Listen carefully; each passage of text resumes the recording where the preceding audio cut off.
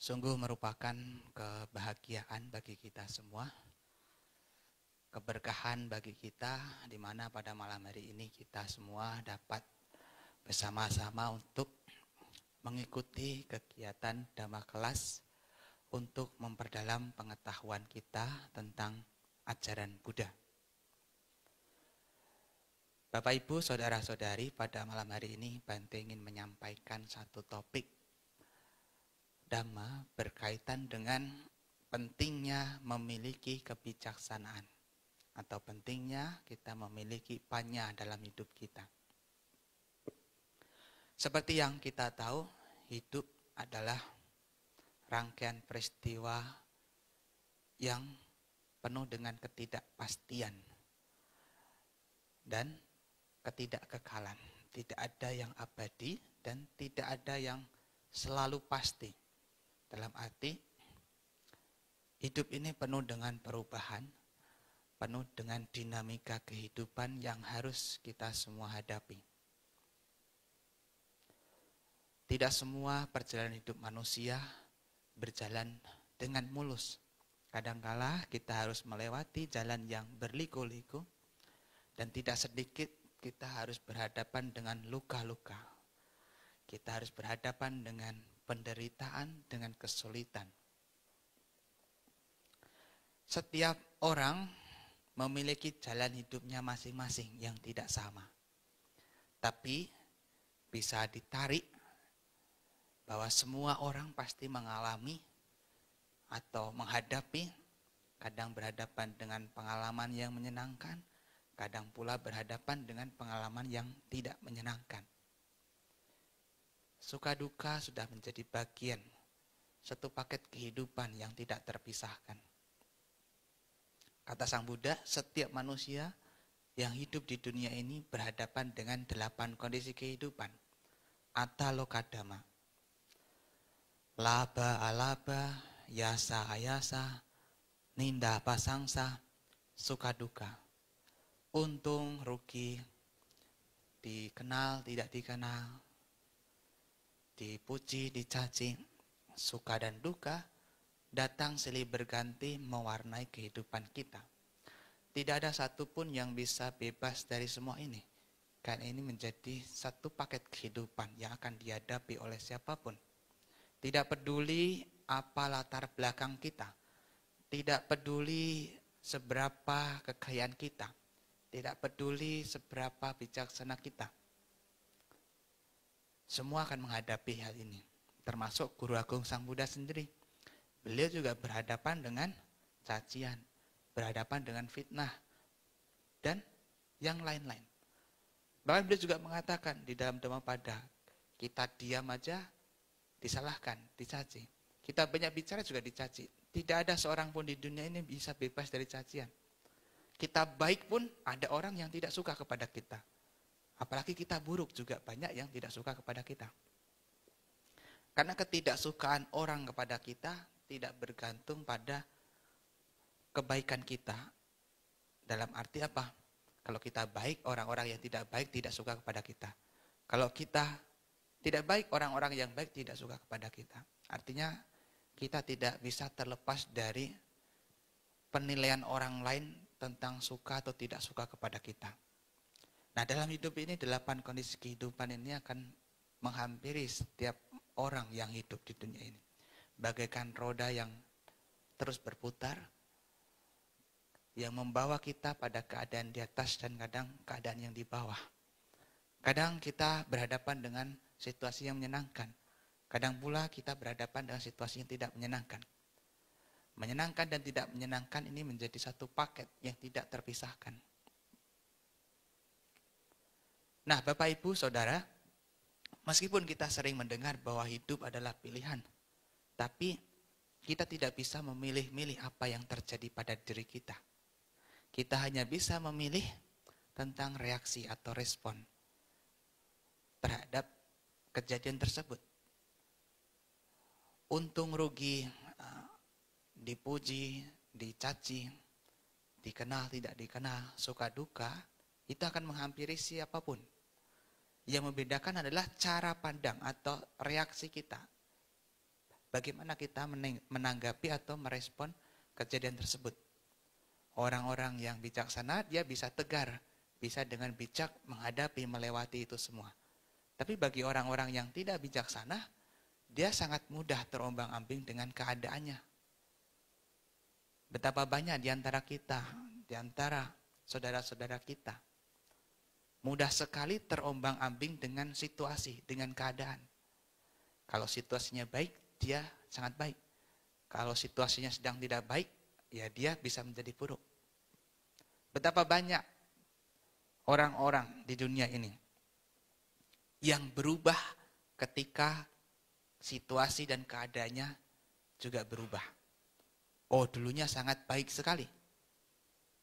Tapi begitu keadaannya sedang tidak baik-baik saja, dia bisa melakukan hal yang buruk. Orang yang sangat baik bisa juga dia mengambil cara yang keliru sebagai pelampiasan atas kekesalannya, atas kekecewaannya, atas penderitaannya. Karena banyak masalah, dia bisa lari ke minum-minuman keras.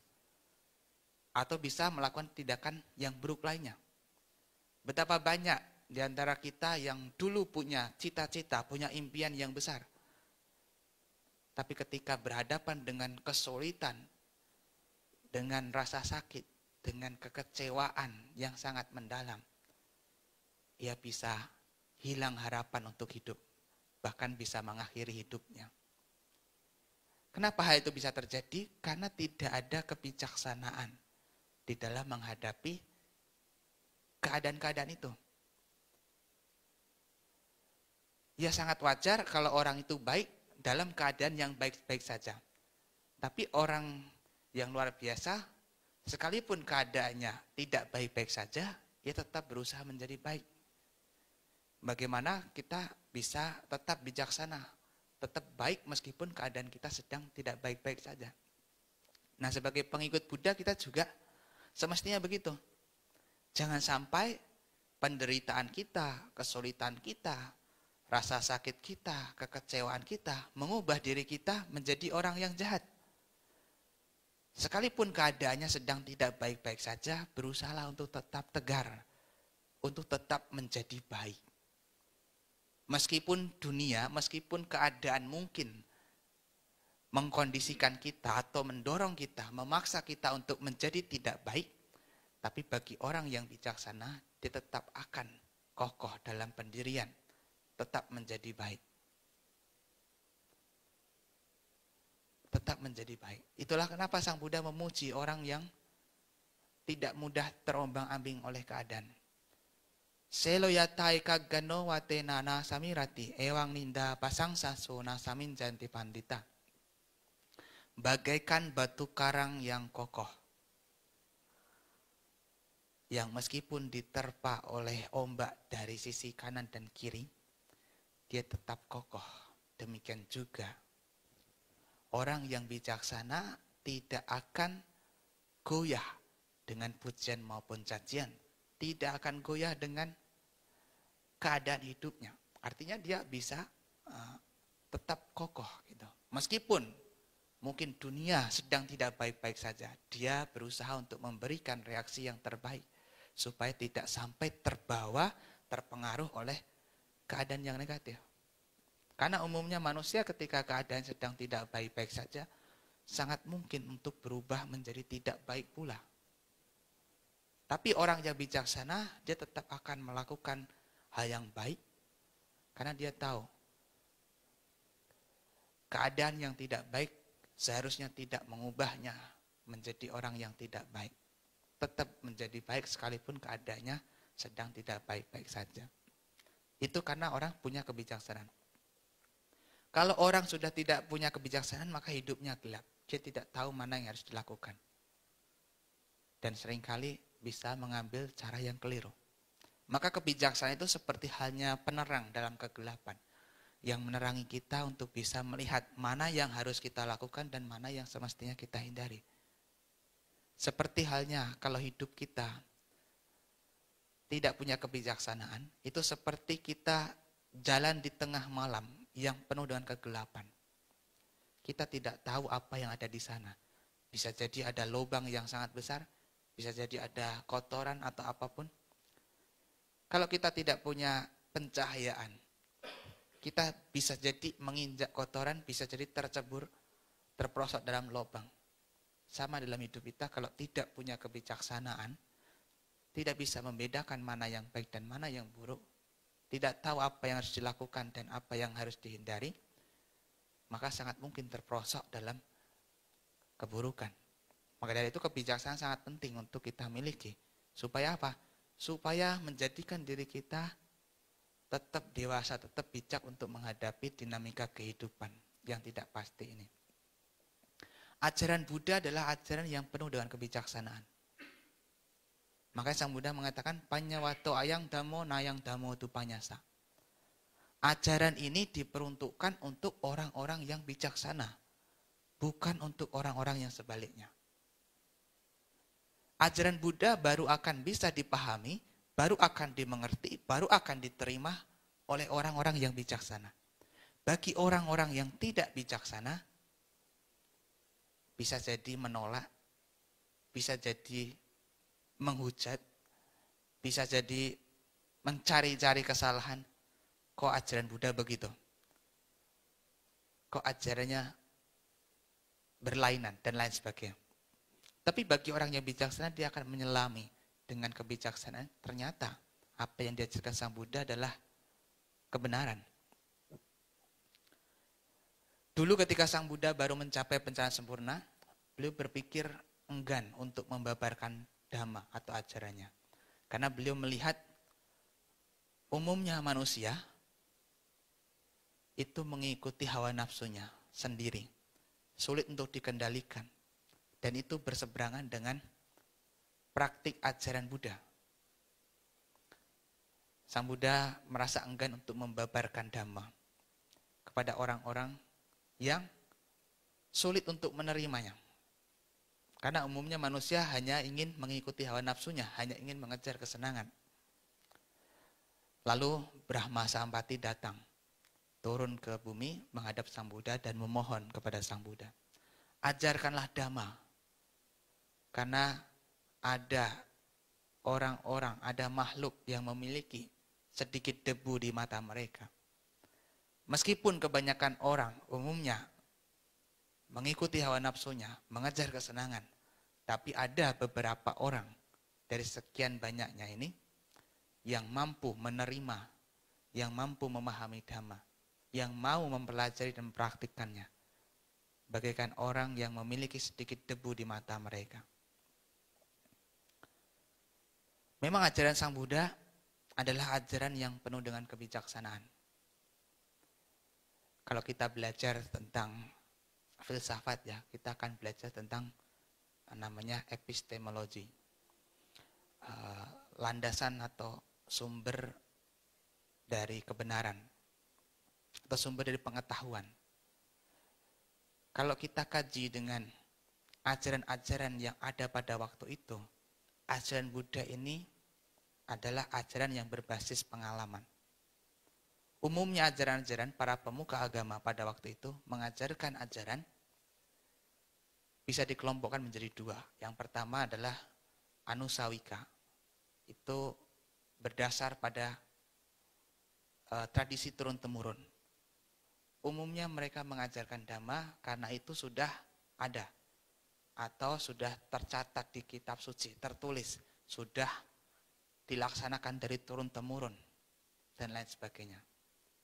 Atau mungkin mereka mendapatkan itu dari wahyu, dari bisikan, dari mimpi. Di sisi lain ada juga orang-orang yang mengajarkan atau menerima dharma, menerima ajaran karena take wimangsi atau logika dengan penalaran, masuk akal yang berbasis dengan rasionalitas, dengan akal. Tapi Sang Buddha ini yang berdasar atau berbasis eksperimen atau pengalaman. Itulah kenapa Sang Buddha disebut sebagai orang yang sayang abinyaya sacikatwa, yang memperoleh atau mencapai pengetahuan itu dengan cara beliau sendiri. apa yang beliau temukan, ajaran beliau, itu adalah berbasis pengalaman beliau. Beliau mendalami, memahaminya, dan kemudian mengajarkannya. Ajaran Buddha tidak sesuatu yang berbasis dari tradisi turun-temurun. Juga bukan sesuatu yang didapat dari bisikan makhluk lain atau dari mimpi. Tapi adalah karena pengalaman beliau. Itulah kenapa Sang Buddha mengajarkan Dhamma berbasis pengalamannya sendiri. Berbasis pengetahuannya sendiri. Beliau mengajarkan apa yang beliau ketahui. Beliau melaksanakan apa yang beliau ajarkan. Itulah kenapa beliau disebut sebagai Yatawadi Tatakari, Yatakari Tatawadi. Artinya beliau mengajarkan apa yang beliau ketahui, beliau capai. Beliau mempraktikkan apa yang beliau ajarkan. Nah, ajaran Buddha ini adalah ajaran yang berbasis kebijaksanaan. Supaya kita bisa memahami hakikat kehidupan ini. Yang penuh dengan ketidakpastian, penuh dengan ketidakkekalan. Dhamma ajaran Sang Buddha berisi kebijaksanaan yang membuat diri kita bisa menghadapi, bisa melewati segala dinamika kehidupan. Sang Buddha mengatakan, Dhammo hawe rakati dhamma caring, catang mahantang wiyaya tawasakale. Dhamma akan melindungi ia yang melaksanakannya, bagaikan payung yang besar di musim hujan. Dhamma akan memberikan pelindungan yang nyata kepada mereka yang melaksanakannya, kepada mereka yang mau menjalankannya. Karena dengan menjalankannya, maka dia bisa menciptakan pelindungan untuk dirinya sendiri, juga melindungi yang lainnya. Karena Dhamma ini bisa melindungi. Bagaikan payung yang besar di musim hujan. Payung memang tidak diciptakan untuk menghentikan hujan yang turun. Tapi dengan payung bisa digunakan untuk melewati hujan. Dan sampai di tempat tujuan tanpa terbasahi oleh derasnya air hujan. Sama kebijaksanaan Dhamma memang tidak bisa menghentikan perubahan. Yang tua tetap menua, yang mati tetap mati. Tidak bisa menghentikan ketidakkekalan, tidak bisa menghentikan kematian, tidak bisa menghentikan perpisahan. Tapi dengan kebijaksanaan Dharma itu kita bisa melewati, bisa menghadapi peristiwa-peristiwa itu. Dengan kebijaksanaan itu kita bisa memahami hakikat kehidupan yang penuh dengan ketidakkekalan. Bisa memahami perpisahan, bisa memahami kematian. Sehingga apa? Lebih bijaksana untuk menghadapi itu. Tidak sampai terbawa, terombang-ambing dengan keadaan. Dhamma memberikan pelindungan dalam bentuk kebijaksanaan supaya kita bisa memahami apa yang terjadi pada kita. Bahwa hidup ini tidak kekal adanya. Sabe sangkara anicca, segala bentuk kan tidak kekal. Akhirnya apa? Kita akan disadarkan bahwa kehidupan ini ya penuh dengan perubahan. Kita tidak bisa memaksakan sesuatu yang harus berubah supaya tidak berubah. Kenapa? Karena kebijaksanaan juga menyadarkan kepada kita mana yang merupakan kendali kita, mana yang bukan kendali kita. Sesuatu yang berada di luar kita, seperti kematian, seperti penilaian orang lain kepada kita, atau keadaan-keadaan yang di luar diri kita, itu sesuatu yang di luar kontrol kita, di luar kendali kita. Kita tidak bisa mengendalikan itu. Kita memiliki kendali dalam arti, dalam hal reaksi atau respon. Respon kita terhadap kejadian itu. Kita tidak bisa mengubah dunia. Kita hanya bisa mengubah cara pikir, cara pandang kita atau sikap kita menghadapi dunia. Maka Dharma itu berupa kebijaksanaan, mana yang bisa kita lakukan dan mana yang tidak bisa kita lakukan. Sehingga apa? Kita tersadarkan lewat pemahaman itu. Dharma kebijaksanaan juga menyadarkan kita tentang hukum karma. Kita tahu bahwa ada hukum karma yang berlaku. Itulah kenapa di dunia ini kita berbeda-beda. Di zaman dahulu ada seseorang yang bertanya kepada Sang Buddha, kenapa manusia di dunia ini, di bumi ini berbeda-beda? Ada yang dilahirkan di keluarga kaya, tapi ada juga yang dilahirkan di keluarga tidak berada. Ada yang dilahirkan dengan wajah yang rupawan, tapi ada juga yang tidak rupawan. Ada yang dilahirkan dengan fisik yang lengkap, ada juga yang tidak lengkap. Ada yang memiliki kecerdasan, ada juga yang kurang cerdas. Ada yang berusia panjang, ada juga yang berusia pendek. Kenapa hal itu terjadi? Itu semua bukan karena ketidakadilan, melainkan karena ada hukum karma yang berlaku, bekerja. Sang Buddha mengatakan, kamang sate wibajate yadidang hina panitatayati. Bahwa karmalah yang membedakan mereka. Kita sebagai umat Buddha percaya bahwa kehidupan ini bukan kehidupan yang pertama. Sebelum ini kita pernah hidup di kehidupan-kehidupan sebelumnya. Dan apa yang pernah kita perbuat di kehidupan lalu, itu terbawa atau berbuah di kehidupan saat ini. Sehingga hidup kita bisa berbeda-beda. Kondisi kita bisa berbeda-beda antara satu dengan yang lainnya. Karena karma yang kita bawa, yang pernah kita perbuat di kehidupan lampau juga berbeda-beda. Dan pemahaman karma ini menyadarkan kita pada akhirnya bahwa segala sesuatu yang terjadi pada kita adalah bagian dari karma kita sendiri. Kita tidak bisa menyalahkan siapapun atas apa yang terjadi pada diri kita. Kita terlahir di keluarga tidak berada, kita tidak bisa menyalahkan orang tua kita. Kita terlahir dengan wajah yang tidak rupawan, kita juga tidak bisa menyalahkan orang tua atau makhluk lain.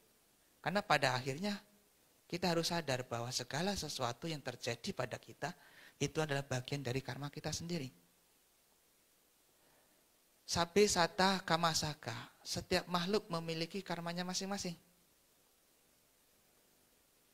Karena setiap orang pernah melakukan perbuatan, baik ataupun buruk, itu yang dimilikinya. Sabe sata kamadayata, setiap makhluk mewarisi karmanya masing-masing. Apa yang pernah kita perbuat, itulah yang akan kita warisi. Segala kesulitan atau segala kemudahan yang kita dapatkan adalah bagian dari karma kita. Kebahagiaan bukanlah hadiah. Penderitaan juga bukanlah hukuman dari makhluk apapun. Melainkan adalah konsekuensi dari perbuatan kita sendiri. Hukum karma tidak berlaku kejam.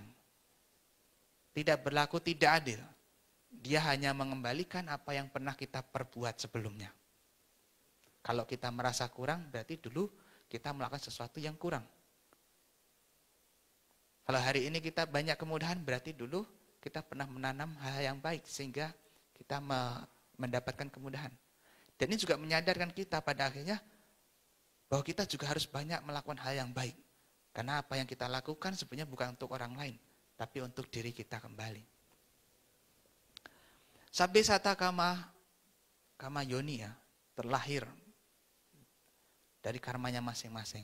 Kita terlahir di mana, di keluarga mana, seperti apa, itu juga karena karma kita sendiri. Kama bandu, kita berkerabat dengan karma kita masing-masing. Setiap makhluk berkerabat dengan karmanya masing-masing. Kenapa kita berada di keluarga ini? Kita punya saudara yang seperti ini. Kita punya lingkungan, punya kerabat, punya teman-teman. Kenapa kita bertemu? Ya karena kita punya ikatan karma. Kita punya ikatan karma. Pada akhirnya apa? Kita sadar bahwa ini semua adalah karena kita sendiri. Karena perbuatan kita sendiri. Ini melahirkan kebijaksanaan kita untuk menyikapi apa yang terjadi pada kita. Alih-alih kita menyalahkan orang lain atas apa yang terjadi pada diri kita akan lebih melakukan hal yang lebih positif karena kita tahu kita kurang melakukan hal yang lebih baik. Artinya apa? Daripada kita menyalahkan orang lain, lebih baik introspeksi diri karena apa yang kita terima itu adalah buah dari karma kita sendiri. Tidak bisa kita menyalahkan orang lain atas apa yang terjadi pada diri kita. Karena sesuatu yang bukan bagian dari karma kita, ya tidak akan kembali kepada kita. Serumit apapun caranya, kalau itu adalah bagian dari karma kita, nanti akan datang dengan kita. Mau memaksa apapun, seberjuang apapun, kalau itu bukan bagian dari karma kita juga nanti akan terlepas dengan caranya sendiri. Pada akhirnya kita akan pada proses penerimaan. Kebijaksanaan menyadarkan kita, membawa kita pada penerimaan. Bahwa ini adalah bagian dari karma kita. Nah, Bapak Ibu, saudara-saudari, karena kebijaksanaan ya, karena kebijaksanaan ini sangat penting, maka kita perlu untuk memiliki kebijaksanaan. Supaya kita bisa lebih bijaksana untuk menghadapi segala peristiwa yang ada di dalam kehidupan kita. Sang Buddha menyebutkan ada 3 jenis kebijaksanaan berdasarkan cara memperolehnya. Yang pertama adalah sutta mayapanya, kebijaksanaan dari mendengar atau dari belajar. Mendengar adalah cara belajar yang paling efektif di waktu itu. Karena terjadinya transfer pengetahuan itu biasanya lewat ucapan, kemudian kita dengar. Sehingga kita memasukkan informasi yang itu membuat diri kita banyak pengetahuan. Orang-orang pada waktu itu mencari pengetahuan itu biasanya lewat mendengar. Semakin banyak mendengar, maka semakin banyak pula pengetahuannya. Orang-orang yang pintar itu disebut sebagai bahusutta, karena banyak mendengar. Nah, semakin banyak mendengar, banyak wawasan. Dan pengetahuan serta wawasan kita itu membuka cara berpikir kita. Membuat diri kita menjadi lebih bijaksana.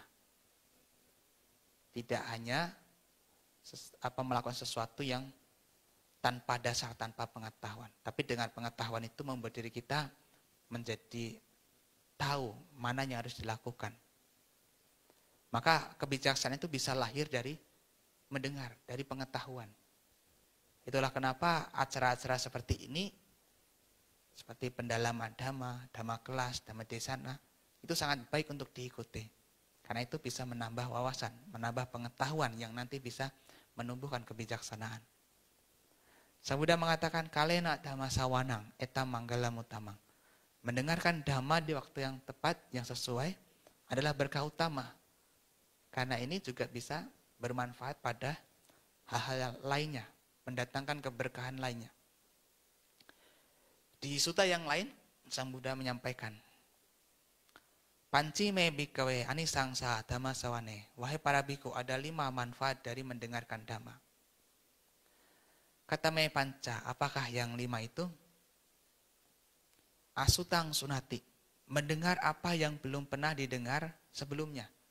Jadi dengan mendengarkan dhamma, Bapak Ibu bisa memasukkan informasi baru, memasukkan pengetahuan baru, mendengar apa yang belum pernah didengar sebelumnya. Sutang pariyodapeti, memperjelas apa yang pernah didengar sebelumnya. Barangkali apa yang disampaikan oleh penceramah itu adalah materi yang pernah Bapak Ibu pelajari atau pernah Bapak Ibu dengar. Tapi dengan mendengarnya kembali, Bapak Ibu menjadi lebih jelas. Karena sifat dari pengetahuan itu mudah terlupakan kalau kita tidak mengulangnya lagi. Nah, di sutta juga dikatakan Sang Buddha, suatu noda bagi mantra adalah tidak mengulang. Atau dalam arti noda bagi pengetahuan adalah tidak mengulangnya lagi. Sesuatu yang tidak kita ulang lagi, tidak kita pelajari lagi, itu akan terlupakan. Makanya dengan mengulang-ulang atau mendengarkan kembali topik Dhamma Desana yang pernah kita pelajari, yang pernah kita dengar, itu akan memperjelas pengetahuan kita. Kemudian yang ketiga adalah kangkang witarati, menyingkirkan keraguan-raguan. Barangkali Bapak Ibu punya keraguan-raguan pada suatu topik Dhamma Desana atau topik Dhamma. Dengan mendengarkannya kembali atau dengan penjelasan yang berbeda, Bapak Ibu bisa menyingkirkan keraguan-raguan itu. Sehingga lebih mantap, lebih yakin.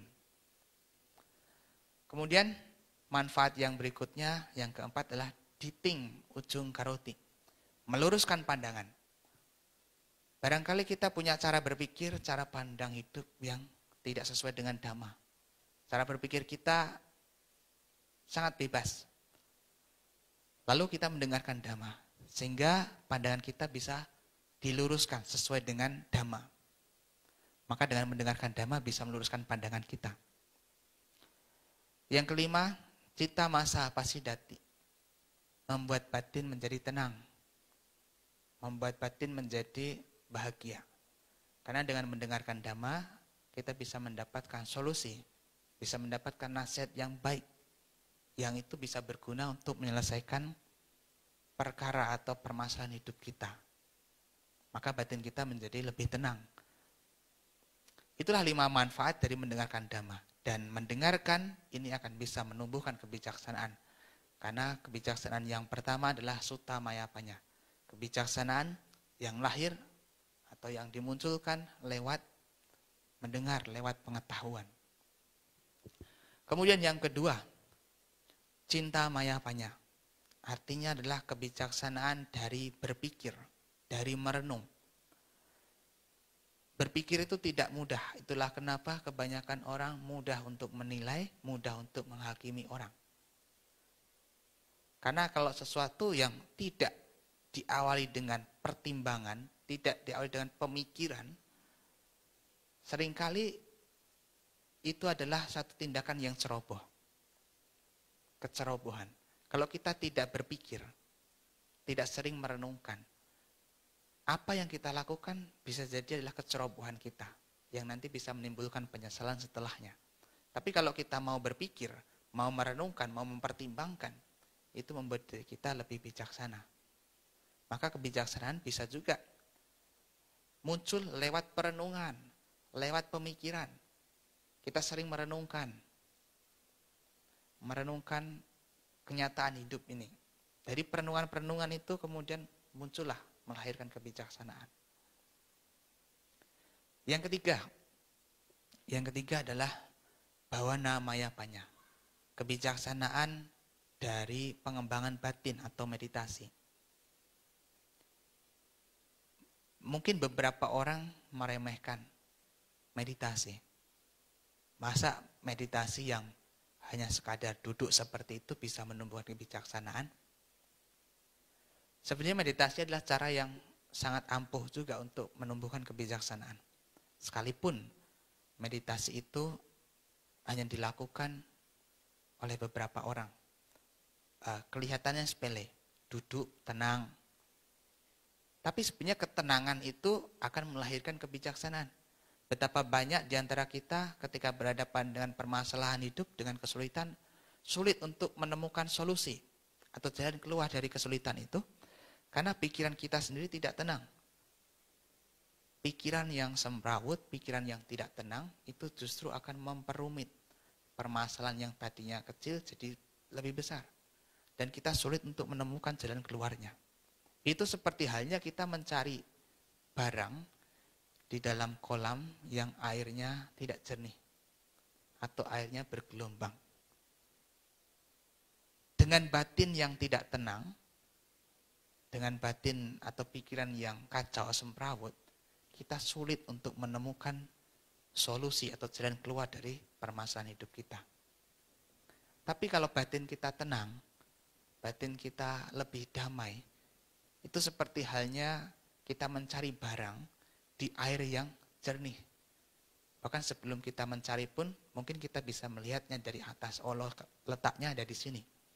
Seperti itu juga ketenangan batin kita, itu akan membawa kita pada keputusan yang bijak.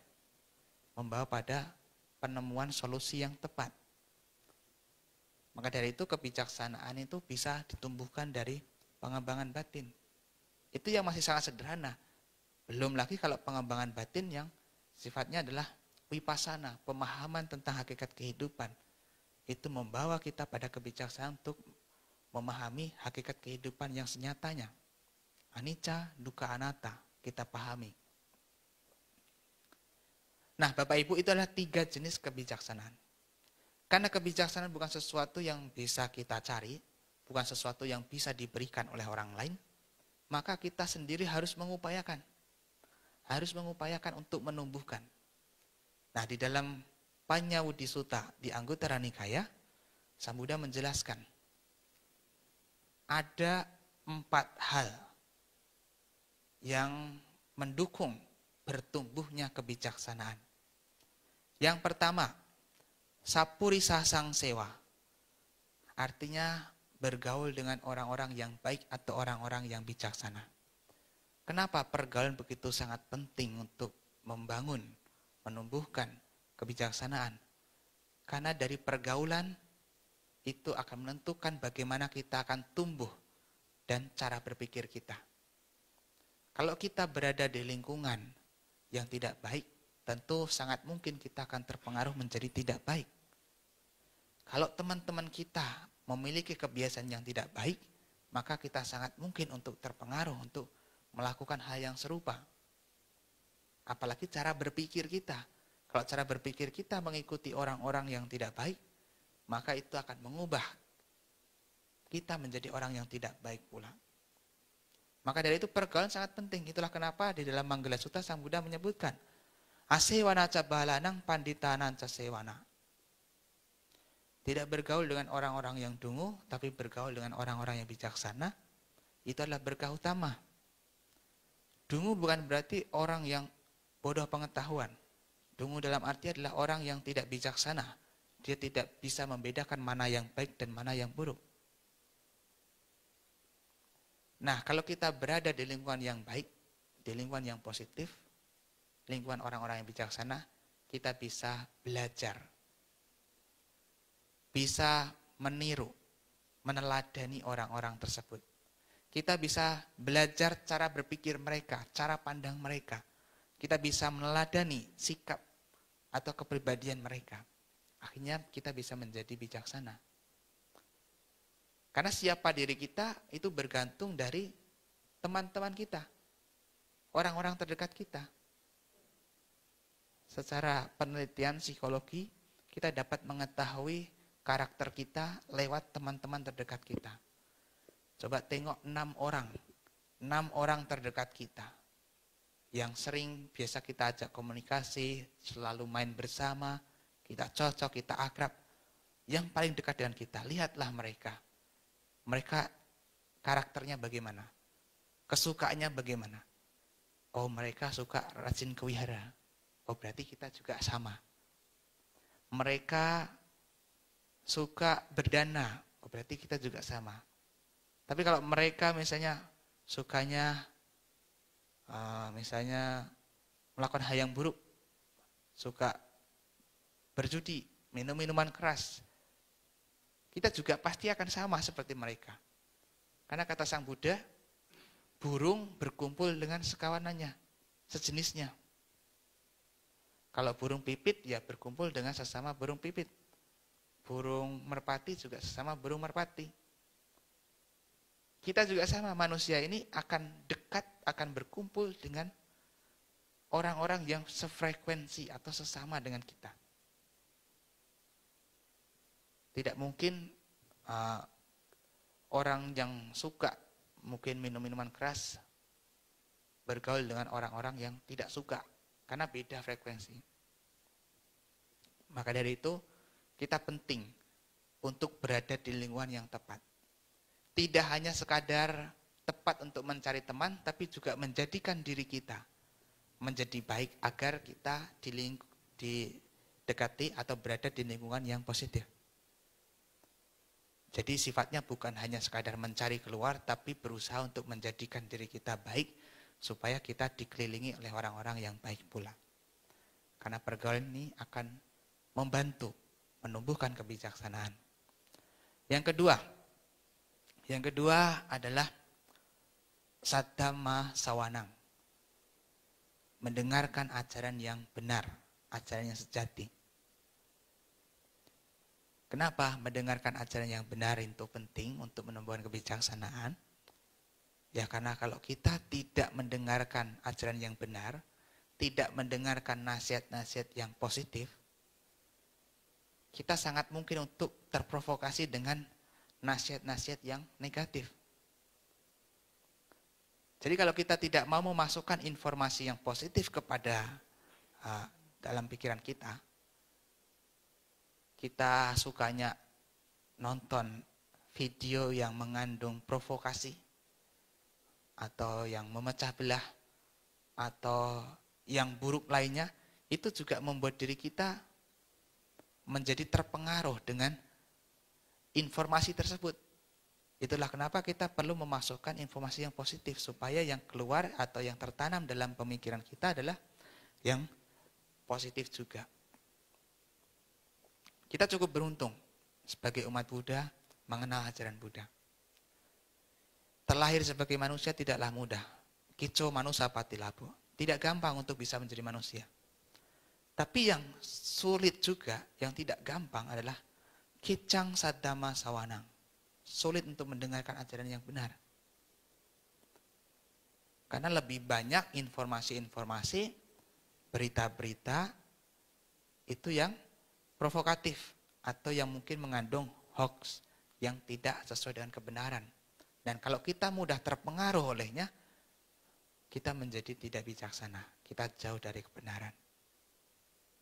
Sekalipun kita tidak bisa melihat Sang Buddha langsung, tapi kalau kita masih bisa mengakses untuk belajar ajaran Buddha, bisa mempraktikkan ajaran Buddha, ini adalah satu keberuntungan bagi kita.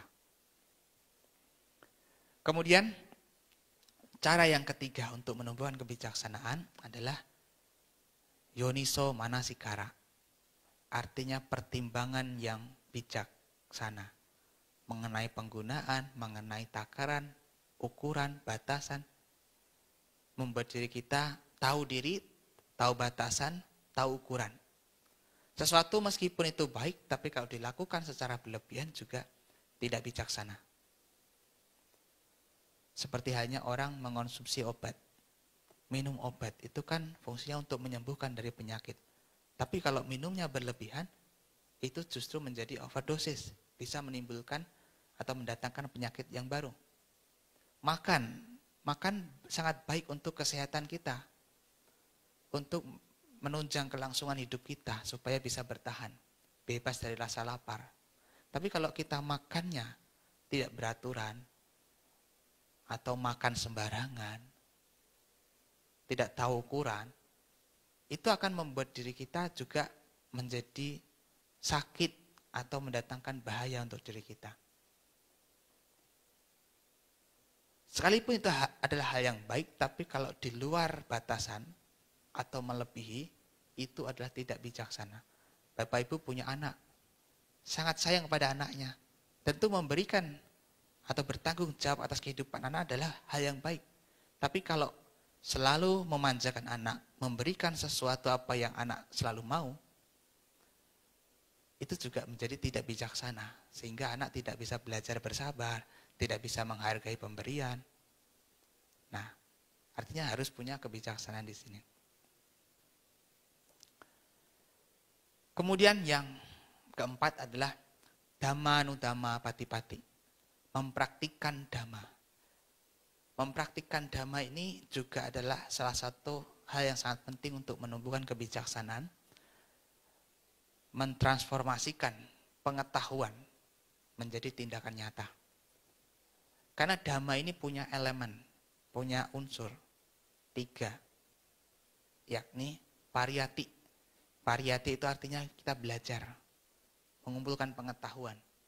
Pati-pati, menjalankan atau mempraktikkan. Patiweda, hasil. Jadi kalau kita ingin mendapatkan hasil yang maksimal, hasil yang efektif, kita ini menjadi satu kesatuan ya, antara praktik, antara teori. Ini membuat hasil menjadi lebih nyata. Maka dari itu kalau kita menjalankan dharma ini, menjalankan dhamma, itu akan membuat diri kita bisa menjadi lebih bijaksana. Menjadi lebih bijaksana. Bapak Ibu, saudara-saudari, itulah tentang faktor-faktor yang bisa menumbuhkan kebijaksanaan. Kita harus mengupayakan untuk menumbuhkan kebijaksanaan. Karena ini menjadi hakikat kita sebagai manusia. Kalau kita tidak bertumbuh dalam kebijaksanaan, kita hanya akan menjadi seperti binatang. Kalau di dalam kitab Lokaniti itu disampaikan, perihal makan, perihal tidur, perihal memuaskan hasrat seksual, antara manusia dan binatang sama, tidak ada bedanya. Yang membedakan manusia dengan binatang hanyalah dharma atau pengetahuan dhamma. Membedakan mana yang baik dan mana yang buruk. Kalau hidup kita hanya mengejar makan, mengejar tidur, hanya memuaskan hasrat seksual, kita akan sama seperti binatang. Artinya apa? Ya, kalau kita ingin benar-benar menjadi manusia, jangan hanya mengejar kebutuhan itu saja. Tapi kita harus menumbuhkan kebijaksanaan. Kita tahu bahwa kita akan terus menua.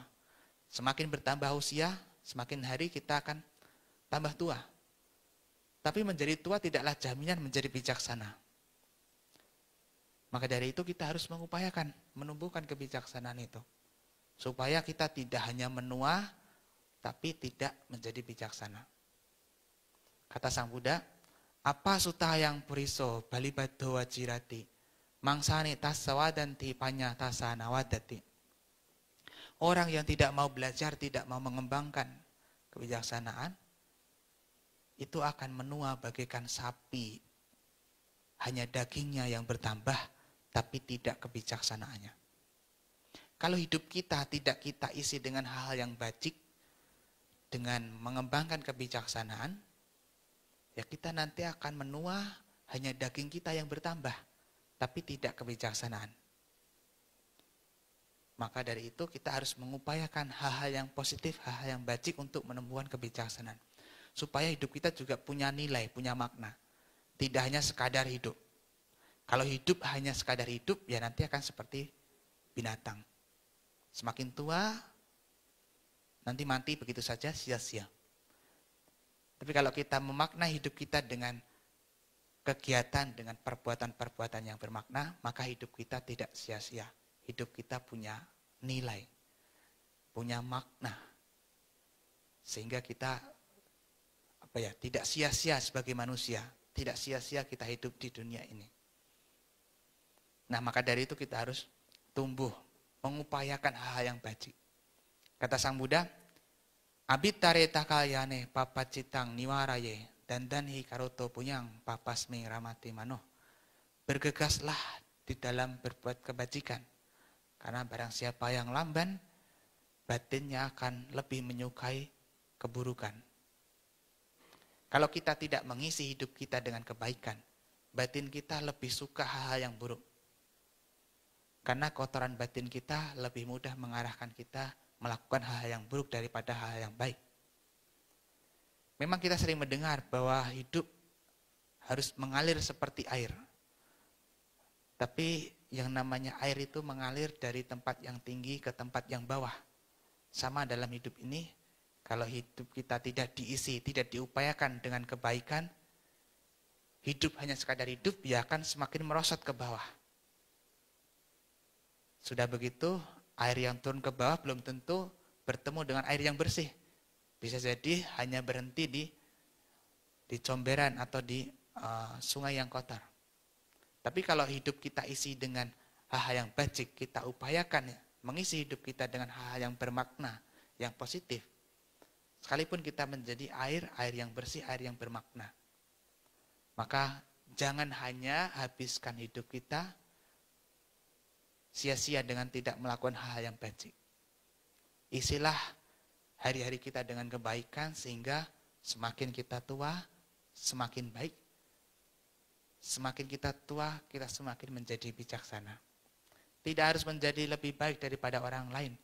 Yang penting menjadi lebih baik daripada diri kita yang kemarin. Sehingga makin tua makin baik, makin tua makin bijaksana. Itulah Bapak Ibu, Saudara-saudari, uraian Dhamma pada malam hari ini, untuk Dhamma kelas pada malam hari ini, tentang betapa pentingnya memiliki kebijaksanaan. Ya, semoga uraian ini bisa menjadikan diri kita semua tambah pengetahuan, tambah bijaksana, sehingga kita bisa lebih dewasa, lebih bijak di dalam menghadapi dinamika kehidupan. Ya, sekian, terima kasih.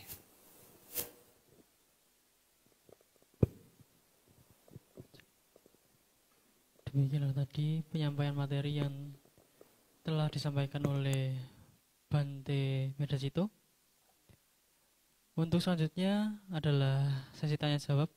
Kepada hadirin yang ingin bertanya dapat menuju ke stand mic yang sudah disediakan.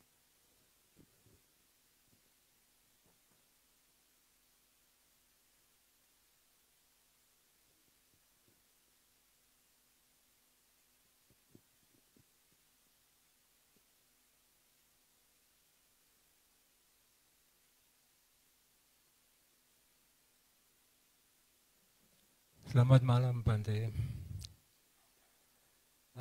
Terima kasih atas penjelasan Bante tentang kebijaksanaan yang sudah Bante paparkan dengan demikian lengkap. Saya ingin bertanya di luar topik yang dibawakan Bante malam ini, tapi hanya berbelok sedikit saja Bante. Masih dalam konteks Dhamma. Kita umat Buddha selalu memakai kalimat Sabesata Bhavantu Sukhitata itu. Hampir setiap saat kita menggunakan kalimat itu.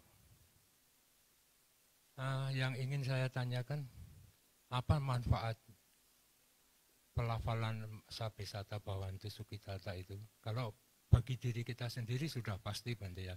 Tapi apakah itu bermanfaat bagi makhluk lain seperti arti Sabesata Bhavantu Sukhitata itu? Terima kasih. Ya, baik. Terima kasih Pak atas pertanyaannya. Ya, kalimat Sabesata Bhavantu Sukhitata saya rasa tidak asing di kalangan umat Buddha, bahkan di masyarakat umum yang sudah tahu. Itu adalah salah satu kata yang sering diunggulkan oleh umat Buddha dan selalu digunakan dalam setiap kesempatan, baik dalam pertemuan maupun untuk kepentingan-kepentingan yang lain. Mengakhiri sebuah kegiatan, mengakhiri sebuah aktivitas biasanya mengucapkan Sabesata Bhavantu Sukhitata. Secara sumber literal, kata atau kalimat Sabesata Bhavantu Sukhitata ini diambil dari sutta namanya Manggala Sutta, Metta Sutta, Karania Metta Sutta.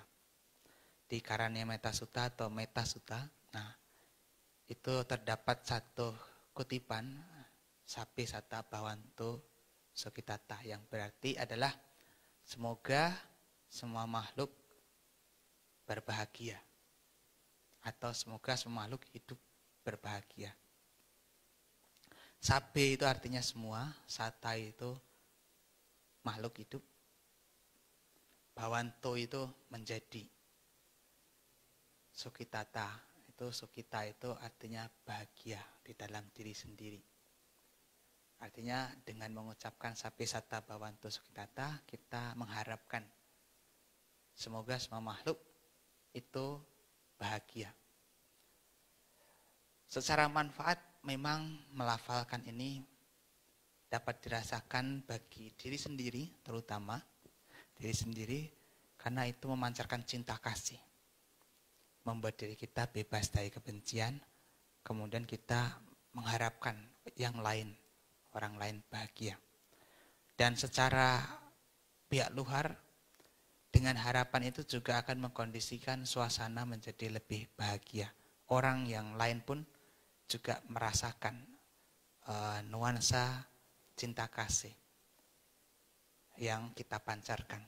Sehingga apa?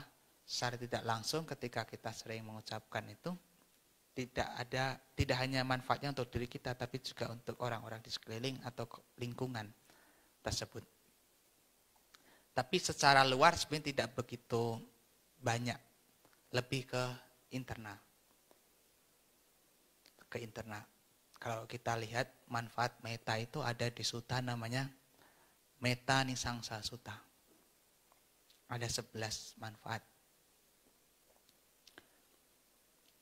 Mettaya bhikkhave ceto vimutya asevitaya bhavitaya bahulikataya yanikataya dan lain sebagainya.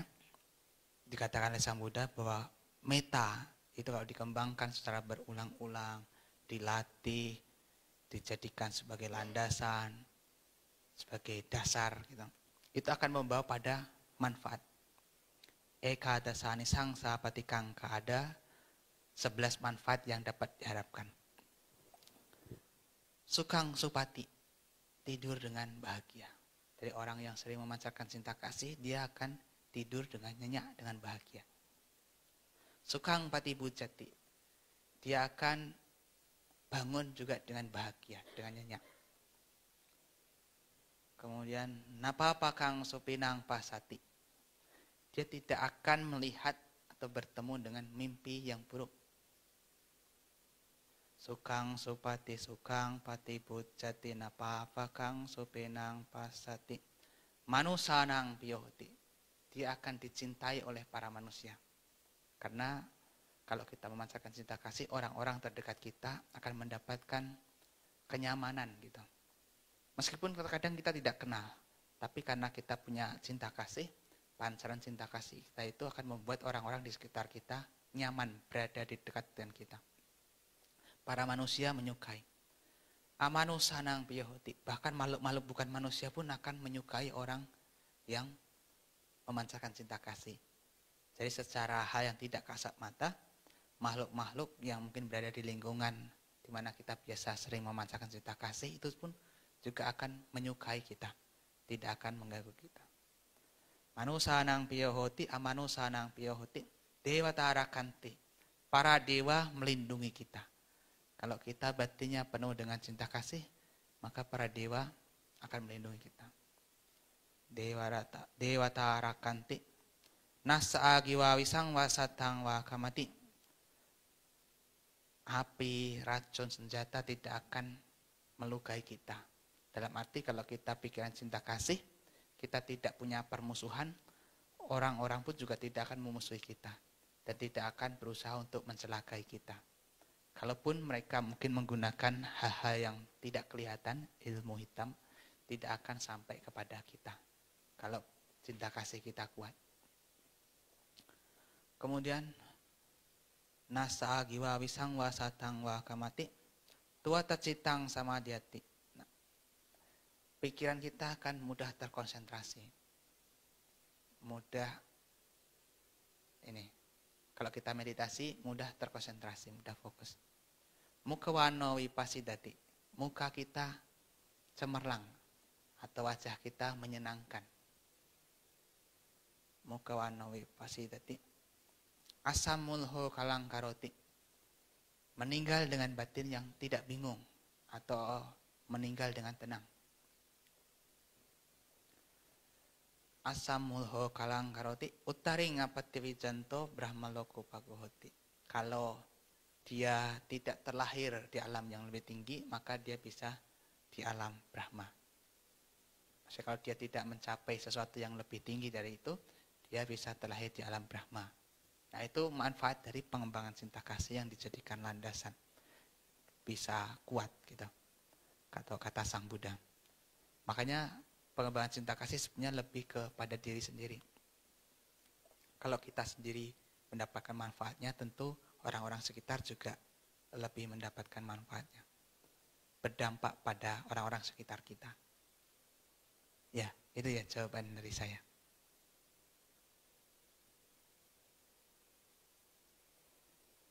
Bante, ada pertanyaan dari kolom YouTube. Ya. Dari YouTube dulu ya. Ya, silakan. Bante, saya sangat mudah ke-trigger atau terbawa emosi negatif seperti cemas, takut, dan panik. Bagaimana cara mengatasi hal tersebut agar saya bisa menjadi lebih tenang untuk menjalani kehidupan sehari-hari? Terima kasih, Bante. Ya, baik. Terima kasih atas pertanyaannya. Salah satu kunci untuk kebahagiaan hidup atau ketenangan adalah saat pikiran kita tidak lagi terbelenggu, terobsesi dengan masa lalu ataupun masa depan. Yakni kita bisa lebih fokus pada kehidupan saat ini. Karena penderitaan, kesedihan seringkali muncul tatkala kita mengingat sesuatu yang sudah berlalu. dan kecemasan, kegelisahan, tatkala pikiran kita tidak di sini, tapi mengkhawatirkan masa yang belum datang. Itulah kata Sang Buddha, atitang nanusocati napacepan tinagatang pacu panenaya penti tenawano pasidati. Tidak meratapi sesuatu yang sudah berlalu, tidak juga mencemaskan, mengkhawatirkan sesuatu yang belum datang, tapi fokus pada saat ini, maka mukanya ceria dan cemerlang. Jadi salah satu yang membuat diri kita tidak bahagia adalah karena pikiran kita terlalu ke masa lalu atau terlalu ke masa depan. Memang ada kalanya kita boleh menengok masa lalu atau mempersiapkan masa depan. Tapi kalau pikiran kita terlalu lama ke sana, itu akan membahayakan hidup kita. Seperti halnya kita berkendara. Kalau kita hanya lihat spion saja, melihat ke belakang, kita akan celaka. Demikian juga kalau kita hanya fokus ke depan, kadang kita lupa pada yang di dekat kita. Kita melihatnya terlalu jauh ke sana, kita juga bisa celaka. Nah, maka dari itu supaya bisa hidup tenang, hidup damai, sebenarnya kita dianjurkan oleh Sang Buddha untuk hidup saat ini. Untuk lebih menekankan pada keadaan saat ini, fokus pada saat ini. Meskipun tidak mudah, tapi hal itu kalau kita latih, itu akan membuat diri kita bisa berdamai dengan keadaan. Karena seburuk apapun masa lalu, ya kita tidak bisa lagi mengubahnya. Dan seindah apapun masa depan, itu juga belum datang. Ataupun seburuk masa depan pun yang kita mungkin khawatirkan, kita cemaskan, juga belum tentu terjadi. Bahkan menurut penelitian, apa yang kita takutkan, lebih dari 50% apa yang kita cemaskan itu tidak benar-benar terjadi. Dan kecemasan kita merenggut kebahagiaan kita 2 kali. Kalau memang misalnya kita takut, kita khawatir masa depan kita akan misalnya mendapatkan sesuatu yang tidak baik. Kita khawatir, kita cemas. Di kehidupan saat ini ketika kita mencemaskan hal itu, mengkhawatirkan hal itu, kita sudah tidak bahagia. Dan ternyata ketika hal itu terjadi, kita juga tambah tidak bahagia. Artinya apa? 2 kali kita dibuat menderita oleh kecemasan kita. Kalau misalnya kita saat ini tidak cemas, ya kita bisa menikmati hidup saat ini. Dan kalaupun nanti terjadi hal yang tidak menginginkan, paling tidak kan cuma sekali kejadian itu. Tapi kalau dari saat ini kita khawatir, sudah cemas, dan ternyata hal itu terjadi, akhirnya 2 kali kita menderita. Nah, makanya hal yang terbaik untuk hidup tenang, hidup bahagia adalah lebih fokus pada kehidupan saat ini. Tidak terlalu pergi ke masa lampau, meratapi masa lalu, juga tidak terlalu pergi ke masa depan sampai khawatir atau cemas. Masa lalu bisa kita jadikan sebagai pelajaran untuk perbaikan. Masa depan hanya sebagai ancang-ancang untuk persiapan yang perlu kita lakukan saat ini. Tapi bukan untuk sesuatu yang kita takuti atau kita khawatirkan, kita cemaskan. Memang seharusnya kita juga punya persiapan masa depan, tapi jangan sampai kita lupakan saat ini juga gitu. Saat ini juga penting. Jadi itu lebih fokus pada saat ini ya.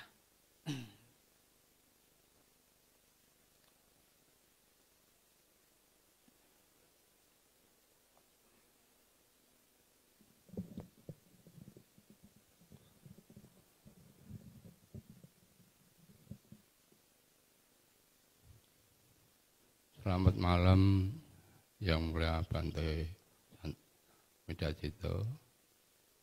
Saya di sini akan menanyakan bahwa ada keluarga kita sendiri yang berbeda keyakinan. Namun ketika orang tua tersebut itu meninggal, cara-cara yang untuk perabuan atau untuk makam itu ritualnya berbeda. sesuai dengan keyakinan anak-anaknya yang berbeda itu.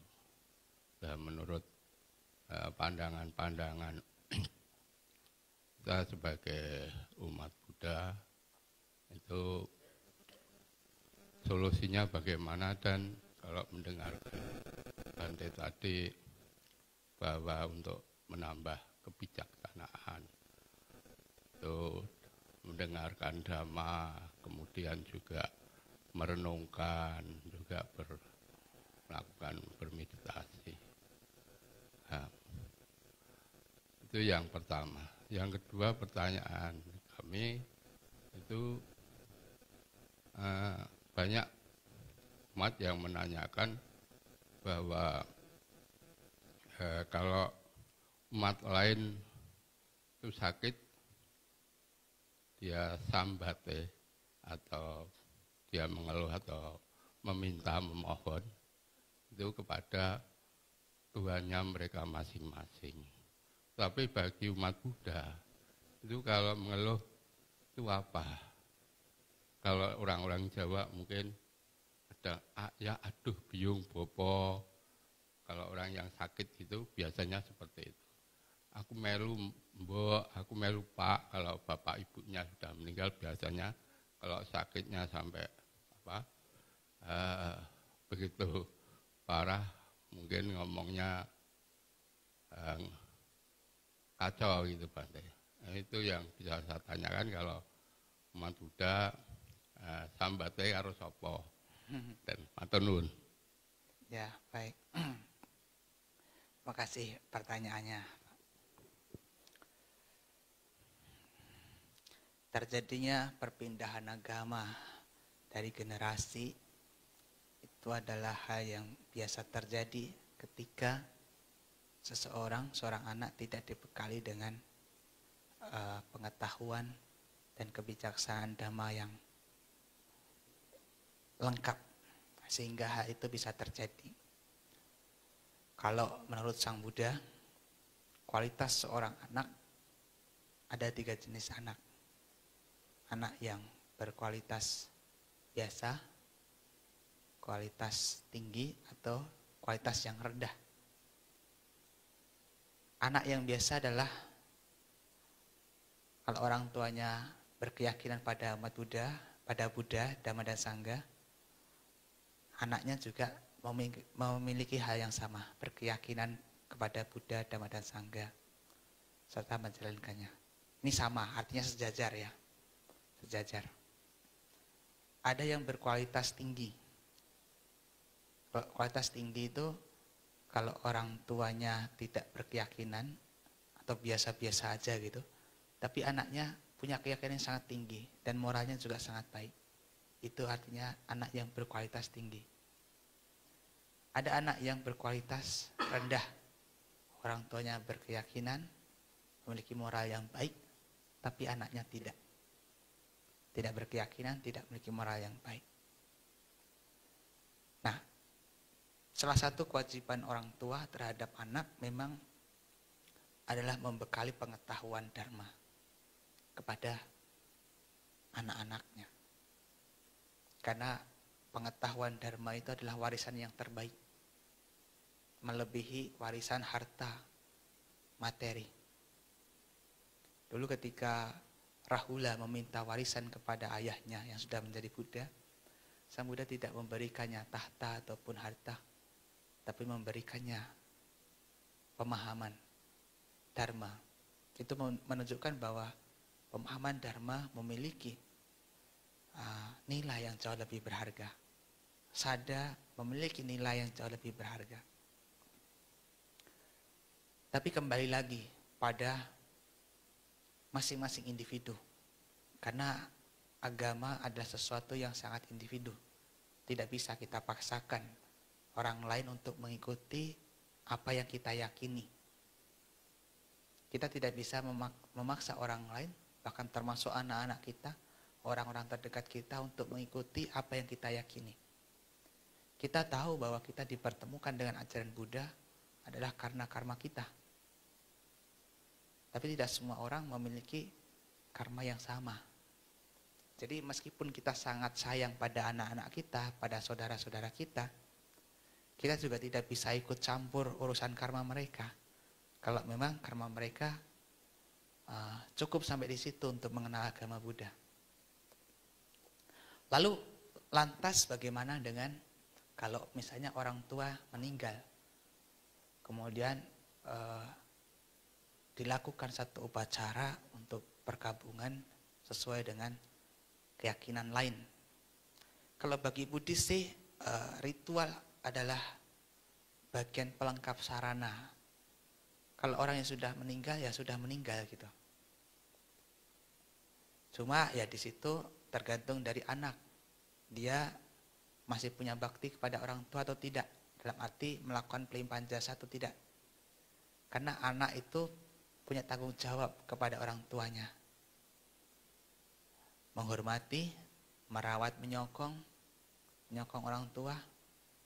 Kemudian menjaga warisan, menjaga nama baik keluarga dulu, menjaga nama baik keluarga, menjaga garis keturunan, kemudian menjaga warisan dan melakukan persembahan pelimpahan jasa kepada orang tua yang sudah tiada. Kalau orang tua sudah tiada berarti orang tersebut masih punya kewajiban menjaga nama baik keluarga, menjaga warisan dan melakukan pelimpahan jasa atau kebaikan atas nama orang yang meninggal. Kalau anak tersebut tidak melakukan hal itu berarti dia tidak melakukan tanggung jawabnya sesuai dengan Buddhis. Lalu bagaimana dengan nasib orang tuanya yang tidak mendapatkan perlakuan yang semestinya dari anak-anaknya? Ya bisa jadi itu adalah bagian dari karma orang tua juga. Sehingga tidak bisa mendapatkan pelayanan atau persembahan yang sebagaimana mestinya. Tapi orang yang sudah meninggal ya sudah gitu. Mau diupacarakan dengan cara apa ya sudah meninggal sudah gitu, tidak begitu bergantung dengan ritual yang digunakan. Cuma biasanya upacara perkabungan itu adalah bentuk bakti anak kepada orang tuanya untuk memberikan penghormatan yang terakhir dan melakukan kebaikan atas nama orang yang sudah meninggal, yakni kepada orang tua itu. Sebenarnya secara tradisi mau pakai cara apa tidak ada pengaruh sih. Mau dikremasi, mau dikubur, atau mau diangin-anginkan, didinginkan. Tidak ada masalah bagi umat Buddha. Karena yang sudah meninggal yaitu hanyalah jasad aja. Hanyalah jasad.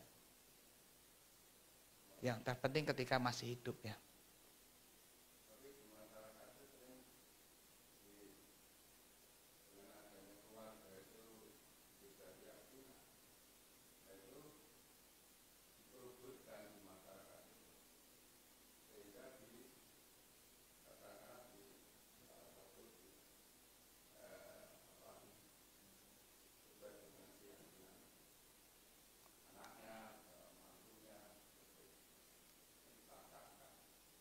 Ya. Ya. Bagi keyakinan lain itu seperti kewajiban. Karena itu salah satu syarat. Tapi kalau bagi keyakinan Buddhis kalau sudah meninggal ya sudah. Mau diupacarakan dalam bentuk apa tidak masalah.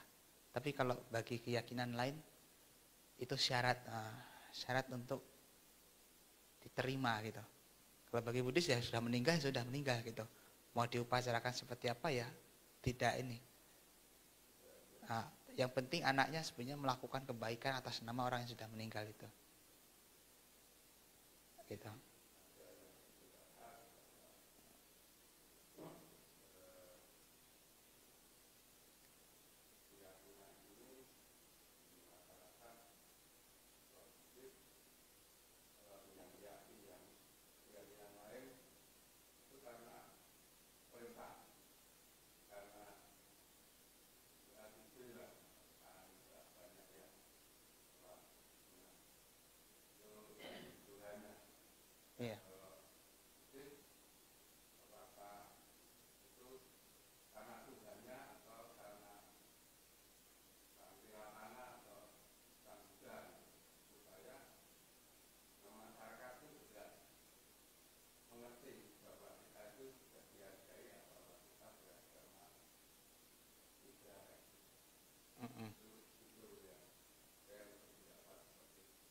Ya, keyakinan dalam agama Buddha memang juga sangat berpengaruh pada kelahiran mendatang. Orang yang punya keyakinan yang besar, yang mendalam pada Buddha, dia bisa terlahir di alam surga.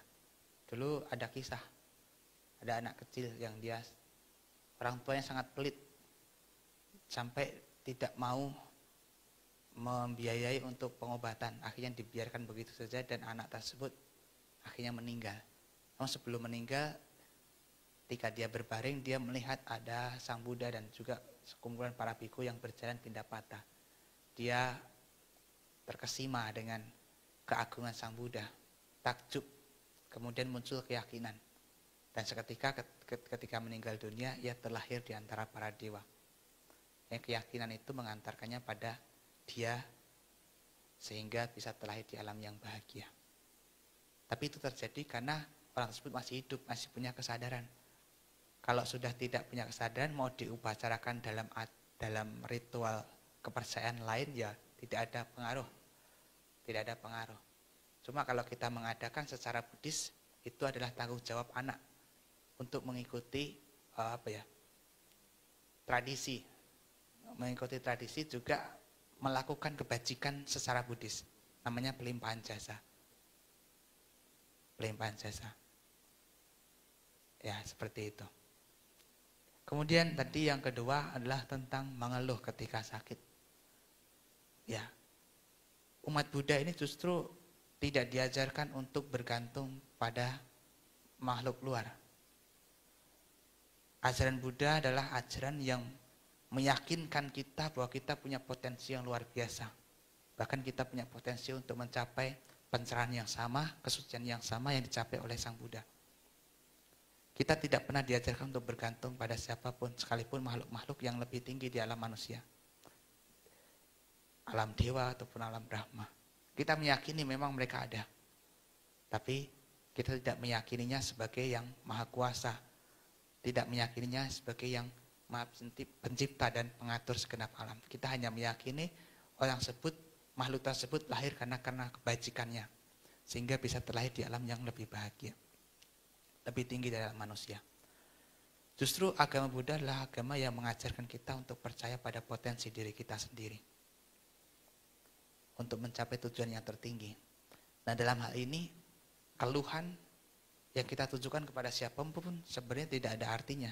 Kita mau mengeluh kepada dewa pun juga tidak ada artinya. Justru itu akan membuat diri kita malah tidak kuat gitu. Makanya daripada mengeluh, yang terbaik yang dianjurkan oleh ajaran Buddha adalah merenungkan ketidakkekalan. Kalau kita baca di dalam Kirimananda Sutta, itu ada beberapa persepsi yang perlu kita tanamkan ketika kita menghadapi penyakit. Termasuk persepsi ketidakkekalan. Kita menyadari ketidakkekalan. Menyadari unsur-unsur tubuh yang atau bagian bawah tubuh ini adalah sarangnya penyakit. Kita punya tubuh, ya wajar untuk menghadapi penyakit. Ada beberapa persepsi yang perlu ditanamkan di sana, disebutkan di dalam Kirimananda Sutta. Nanti bisa dibaca. Jadi alih-alih kita mengeluh, lebih baik adalah menyadarkan diri kita. Ya, hidup tidak kekal. Ini adalah bagian dari kewajaran. Saya mengalami rasa sakit. Mengalami penderitaan yang seperti ini. Daripada kita mengeluh, atau ya mengeluh kepada makhluk lain, lebih baik kita menyadarkan diri kita bahwa saya wajar memiliki fisik karena fisik ini adalah sarang penyakit. Saya punya mata, saya wajar punya penyakit mata. Saya punya telinga, saya wajar punya penyakit telinga dan lain sebagainya. Sehingga apa? Ini akan membawa kita pada penyadaran dan penerimaan. Kita tidak diajarkan untuk mengeluh, untuk menyandarkan hidup kita kepada makhluk lain. Kalau Sang Tiratana tidak sebagai tempat kita keluhan, tapi adalah menyadarkan kita keyakinan kita, memperkuat keyakinan kita. Kita yakin pada Sang Tiratana sebagai tempat berlindung. Tapi tempat berlindung itu bukan berarti kita meminta, tapi meneladani, mempelajari dan mengamalkan. Kita memuja kepada Sang Buddha bukan karena kita minta-minta kepada Sang Buddha. Tapi kita memuja karena kita memberikan penghormatan kepada makhluk yang luar biasa berjasa akan pengetahuan dan praktiknya. Kita memuja Dhamma juga karena Dhamma itu adalah kebenaran yang menginspirasi kita untuk menjadi baik, bahkan bisa membimbing kita mencapai kesucian. Kita memuja Sangga, Sangga itu adalah teladan, terutama adalah Arya Sangga ya, bukan Samuti Sangga. Arya Sangga itu adalah mereka yang sudah mencapai kesucian. Itu teladan bahwa kita pun juga bisa menjadi seperti mereka. Jadi konsep pelindungan dalam agama Buddha tidak membuat diri kita bergantung gitu, bersandar. Tapi menginspirasi kita untuk menjalani, untuk meneladani hal yang sama. Nah, sama di sini, daripada kita mengeluh bergantung pada makhluk lain, lebih baik menyadarkan kita bahwa hidup ini adalah tidak kekal, ya adalah kewajaran bagi kita yang punya fisik untuk mengalami sakit fisik. Fisik boleh saja sakit, tapi hati batin jangan sampai ikut sakit. Menjadi tetap tenang. Nah, itu yang lebih baik ditanamkan daripada kita bersandar atau mengeluh. Memang tidak bisa dipungkiri bahwa keberadaan makhluk lain seperti dewa atau Brahma yang lebih tinggi itu bisa juga menolong manusia, makhluk-makhluk yang berada di bawahnya. Tapi mereka tidak punya kendali yang semua kendali. Mereka tidak punya semua kendali. Mereka hanya bisa membantu sebisanya. Seperti halnya kita manusia bisa menolong binatang, makhluk yang berada di alam lebih bawah daripada manusia. Tapi kita tidak bisa mengendalikan seluruhnya kehidupan binatang tersebut. Ya, seperti itu. Ya. Ada pertanyaan dari YouTube lagi, Bante. Dari Ibu Kaswati dari Jepara. Selamat malam, Bante. Saya mau bertanya, selama SPD ini saya menjalankan Atasila. Kemudian apa manfaatnya, Bante? Terima kasih, Namo Buddhaya. Ya, baik. Praktik Atasila itu dianjurkan oleh Sang Buddha kepada umat berumah tangga. Secara ini sebenarnya ketika bulan Uposatha. Khususnya di bulan Uposatha, itu para umat berumah tangga menjalankan Atasila. 1 bulan biasanya 4 kali. 4 kali baik bulan gelap maupun bulan terang. Tapi kalau kita bisa menjalaninya lebih dari itu, artinya lebih baik, lebih bagus. Memang praktik Atasila selama 1 bulan menjelang Waisak, ini adalah bagian dari akulturasi budaya, kepercayaan masyarakat umum di Indonesia yang kemudian kita adopsi dalam tradisi Buddhis. Tapi ini bukan sesuatu yang buruk, sesuatu yang baik. Sesuatu yang sangat baik apabila kita menerapkannya. Apa manfaatnya? Manfaatnya tentu kan kita menjaga moral. Jadi moralitas kita bertambah menjadi baik. Dan praktik Atasila ini beberapa kali disebutkan di dalam kitab itu, cerita-cerita gitu. Ada orang yang mempraktikkan Atasila, waktu meninggal dia terlahir di alam surga. Padahal dia waktu itu menjalankannya hanya setengah hari. Ada salah satu kisah dia menjalankan Atasila. Pada waktu itu dia pergi ke ladang kalau nggak salah. Begitu pulang ternyata orang-orangnya menjalankan Atasila sehingga tidak ada makanan. Kemudian dari situ dia bertekad juga tidak akan makan sampai besok pagi dan menjalankan Atasila juga. Ketika dia meninggal, dia terlahir di alam bahagia. Nah, jadi praktik Atasila ini juga bagian dari pengokohan moralitas kita. Kalau kita praktikkan dengan baik, itu akan membawa kita pada kebahagiaan. Tidak hanya alam surga, praktik sila juga mendukung pada kebahagiaan di dunia ini.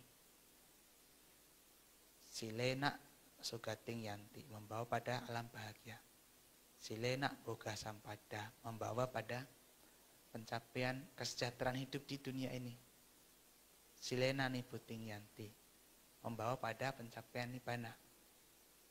Jadi kalau kita menjalankan itu ya tentu manfaatnya baik. Baik untuk kita. apalagi bisa sampai 1 bulan penuh, itu sangat baik untuk dipraktikkan. Ya.